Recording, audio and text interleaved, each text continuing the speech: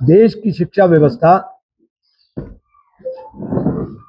अपने बदहाली के कगार पर पहुंच गई और देश की सरकार भी ये मान रही है कि शिक्षा मंत्रालय अक्षम है और पंगु है और परीक्षा आयोजित कराने के लिए वायुसेना को शामिल करना पड़ रहा है। आज देश के अंदर जो भविष्य के बच्चों के भविष्य के साथ खिलवाड़ हो रहा है, जिस प्रकार से परीक्षाएं आयोजित हुई, लीक हुई, उनका मानसिक आघात जो बच्चों पर पहुंचा। एक हमारे यहाँ का ही फूड इंस्पेक्टर, उसके बच्चे ने भी सुसाइड किया।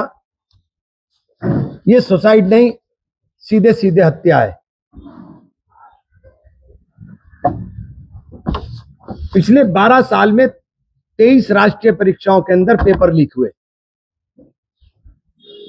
और हर वर्ष 2 पेपर लीक हो रहे हैं।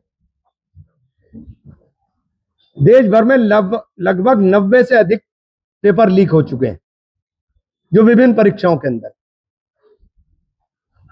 और ये पूरा सिस्टम जानबूझ करके बच्चों को शिक्षा के अधिकार से वंचित करने का कुत्सित प्रयास है। और हम आंकड़ों के साथ बात कर रहे हैं।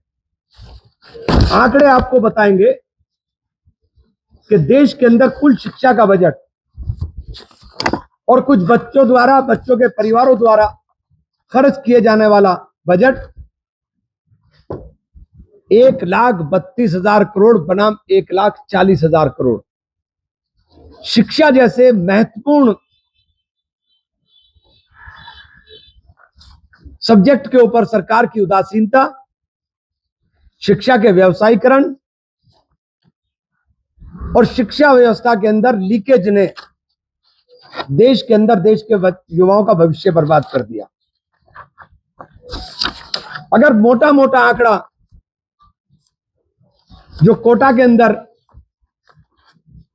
3,000 बच्चों ने राहुल जी के कार्यक्रम को देखने का काम किया, उस 3,000 बच्चों में जो आंकड़ा है वो एक आईएएस बनता है। 3,000 में एक। 3,000 में 30 बच्चे आईआईटी में जाते हैं और 3,000 में से 180 बच्चे डॉक्टर बनते हैं। यानी 211 बच्चे 3,000 में से क्वालिफाई कर रहे हैं। तो ये एक सिलेक्शन सिस्टम नहीं है कि ये रिजेक्शन सिस्टम है। सिर्फ 211 बच्चे वहां से निकल करके जो बच्चों के लिए शिक्षा, जो सपना पंडित जवाहरलाल नेहरू का था, जिस शिक्षा व्यवस्था की बुनियाद देश के अंदर मौलाना अबुल कलाम आजाद ने रखने का काम किया था, संस्थान बनाए थे, ये उन संस्थानों की बर्बादी की दास्तां बयान कर रहा है। नीट परिवारों का जो खर्च है, 22 लाख नीट छात्रों ने 1,23 लाख करोड़ यानी 132 लाख करोड़ रुपया जो है ये बच्चों ने खर्च किया और इसके सापेक्ष 1.4 लाख करोड़ रुपया सरकार खर्च कर रही है। तो ये दुर्दशा है, लूट मची हुई है। गरीब का बच्चा, तो ये सिर्फ 22 लाख बच्चों का आंकड़ा दे रहा हूं मैं जो नीट के अंदर बैठे थे। देश की आबादी 140 करोड़ है। 140 करोड़ की आबादी के अंदर गरीब के बच्चे को तो पढ़ने का अधिकार ही नहीं रहा है। गरीब बच्चा पढ़ाई कैसे कर पाएगा? टॉप 5 परीक्षाओं का खर्च गवर्नमेंट ऑफ इंडिया का 3 गुना जो परिवार खर्च करते हैं, उनसे 3 गुना खर्च परिवार करते हैं जो गवर्नमेंट ऑफ इंडिया का बजट है। ये इकोनॉमिक सिस्टम देश के अंदर डेवलप किया गया पिछले 12 सालों के अंदर। और ये आंकड़े अपने आप में, क्योंकि 5 परीक्षाएं, एसएससी, यूपीएससी, आरआरबी, जेई और नीट, ये परीक्षाएं हैं जिसमें 2 करोड़ छात्र एसएससी के अंदर, 5 लाख छात्र यूपीएससी के अंदर, 3 करोड़ 58 लाख छात्र आरआरबी में, 16 लाख छात्र जेई में और 22 लाख छात्र नीट के अंदर बैठ रहे हैं। और इनका इनका जो बजट है वो 0.20 लाख करोड़ एसएससी में, 0.25 लाख करोड़ यूपीएससी में, 0.36 लाख करोड़ आरआरबी में, 1.3 लाख करोड़ जेई में और 1.32 लाख करोड़ नीट के अंदर। ये स्थिति अगर देश के अंदर है तो देश तरक्की कैसे करेगा? देश का युवा ना शिक्षित हो ना रोजगार मांगे। ये सरकार इस रास्ते के ऊपर चल रही है। जो बच्चे छात्र पास हो रहे हैं उसके अंदर अगर चश्मा कहाँ गया है, ये तो स्कूल वसूल कर रहे हैं। हाँ प्राइवेट स्कूल। हाँ, इसमें वो आंकड़े लिखे हुए। ये रहा, ये अच्छा, ये रहा। 1000 बच्चों में 12 बच्चे सैलरी वाला रोजगार पा पाते हैं, 1000 में 12। ये और उनमें से 651 बच्चे, 691, ऑलमोस्ट 70% बच्चे मनरेगा, स्वरोजगार और गिग वर्क इसके अंदर लगते हैं, और 297 बेरोजगार। ये शिक्षा व्यवस्था, ये आंकड़े हैं। इन आंकड़ों को, ये सरकार के आंकड़े, हमारे आंकड़े नहीं है, ये सरकार के आंकड़े हैं।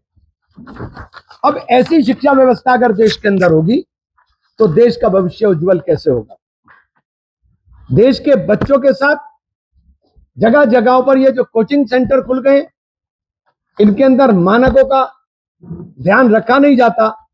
और 2 बड़ी दुखद घटनाएं, पहले दिल्ली में पानी भरने के कारण और कल लखनऊ के अंदर आग लगने के कारण मासूम छात्रों ने अपने जीवन का बलिदान दिया है। उनके मां बाप के सामने बच्चे जले हैं। उनके दर्द का हम लोग एहसास भी नहीं कर सकते कि किस पीड़ा के साथ वो लोग गुजरने का काम किया। हम अपनी जिम्मेदारी समझते हैं और ये कार्यक्रम हमारा पूरे देश में चल रहा है। पूरे देश में हर जगह अभी प्रेस कॉन्फ्रेंस कर करके हम लोग, चूंकि मीडिया चौथा स्तंभ है, समय है कि आप भी अपनी जिम्मेदारी निभाएं। किसी ना किसी को कहीं ना कहीं आगे होकर के लड़ने के लिए आना पड़ेगा। हमारे नेता राहुल गांधी ने इस मुहिम को बढ़ाया है और इसी सिलसिले में पूरे देश के अंदर हमारी ये प्रेस कॉन्फ्रेंस के माध्यम से राहुल जी अभी प्रयागराज जा रहे हैं। हम लोग एक लोगों को जागरूक करने का, लोगों को बताने का और खड़े होने का आह्वान करने के लिए हम लोग निकले हैं। बहुत बहुत धन्यवाद कर रहे हैं। लोगों को रोजगार के साथ जोड़ने के तरीके जब तक सरकार पॉलिसी मेकिंग में नहीं लाएगी तब तक कैसे मुमकिन होगा कि बच्चों को रोजगार मिल जाए। ठेका व्यवस्था लागू कर दी, हर जगह आरक्षण खत्म हो जाए, उसके लिए ठेका व्यवस्था लागू कर दी। और ठेका व्यवस्था की हालत यह है कि 18-18, 19-19 घंटे आदमी काम करता है 11,000 रुपए के लिए। आपने पिछले दिनों देखा होगा, मैं रेल में सफर कर रहा था। रेल में सफर करते हुए रेल के कर्मचारी जो थे, उनकी देख करके मुझे तकलीफ हुई कि एक हफ्ते में केवल 1 दिन सो पाता है और 11,000 रुपए उसे तनख्वाह मिलती है। ये हर जगह हालत है। अभी मैं अस्पताल में गया था, हॉस्पिटल के अंदर 3-3 महीने की सैलरी नहीं है, 7,000 रुपए सैलरी मिलती है। संविदा में जो रखे हुए हैं 7,000 रुपए। आउटसोर्स करने का धंधा पूरे देश के अंदर चल रहा है और आउटसोर्सिंग के नाम के ऊपर केवल और केवल गरीबों का उत्पीड़न हो रहा है। एमपी साहब अयोध्या में राम मंदिर को लेके जो मसला हो रहा है, मजदूर है, संविदा कर्मचारी है, ठेका कर्मचारी है, इतना उसमें श्रम विभाग क्या कर रहा है? क्यों नहीं मोर्चा खोलती कांग्रेस उनके खिलाफ? अब ये मोर्चा ही तो खुल रहा है, और क्या हो रहा है साहब? ये मोर्चा ही नहीं खुल रहा है क्या?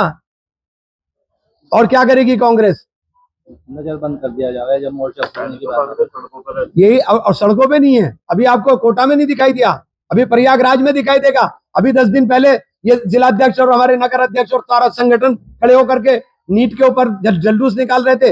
ये सड़क पर नहीं तो कहाँ है? रोजगार दफ्तर में बेरोजगारों के जो वो तो आंकड़े पे पिछले 6 साल से आंकड़े ही बंद कर दिए। बेरोजगारी आंकड़ा बंद हो चुका है, क्योंकि बेरोजगारी आंकड़ा देंगे तो दबाव बढ़ेगा, इसलिए बेरोजगारी आंकड़ा ही बंद हो गया। 10 साल से बंद है। हाँ, 8 साल से। और उनका नाम एमपी बदल साहब के रख दे। राम मंदिर विकास को लेके जो चल रहा है मुद्दा, इस पर हाँ? क्या कहना चाहेंगे? क्या चीज? राम मंदिर आज का विषय नहीं है ये, आज का विषय नहीं है। आज का विषय सिर्फ यही है।